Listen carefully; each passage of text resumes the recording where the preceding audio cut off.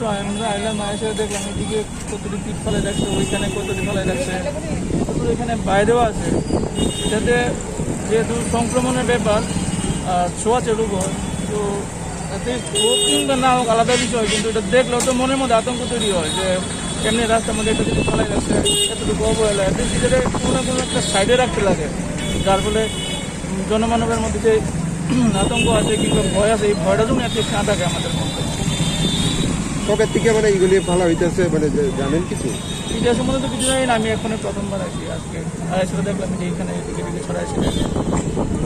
এটা তো dumping station বা যে কোনো এটা ডাম্প এরিয়াতে রাখতে লাগে, তো ডাম্প এরিয়াতে যদি থাকবে তাহলে তো আমাদের যে ভয়টা আছে ওই ভয়টা থাকবে।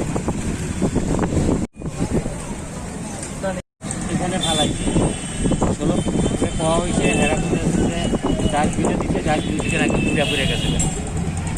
আজকেও ষোলোবে কিন্তু এখানে ময়লা ফেলাইছে, তারা খাওয়া হয়েছে, তারা এটি আজ করছে না। এটি বাতাসে ছড়ায় চিত্রায় এসে আজকে তো এখানে ডাস্টবিন নেই, আজকে আসছিল ডাস্টবিনটা সকালে নিয়ে গেছে, আরেকটা নতুন ডাস্টবিন। এক্ষণে তো ডাস্টবিন ছাড়া মাটিতে ফেলা হয়েছে এগুলি। এদিকে ডাস্টবিন ছাড়া মাটিতে ফেলানো। কোন সময় ফেলা হয়েছে এগুলি?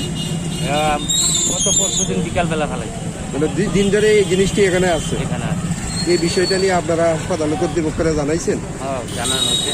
কি কইছে তারা? যারা 16 ব্রেক কী বলছে আমরা বুঝতে পারি না। আসছে সকালে বাতাসে ডিউটি গিয়েছিল, মানুষের গায়ে করতেছে, আমরা এখানে ডিউটি করতেছি, আমরা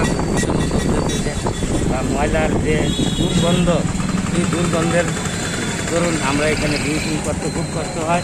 এমনকি আমরা আমাদের সুপারভাইজারকে জানিয়েছি যে আমরা যে এখানে এই অবস্থায় ডিউটি করতেছি, আমরা নিজেরাই অসুস্থ হয়ে যাব।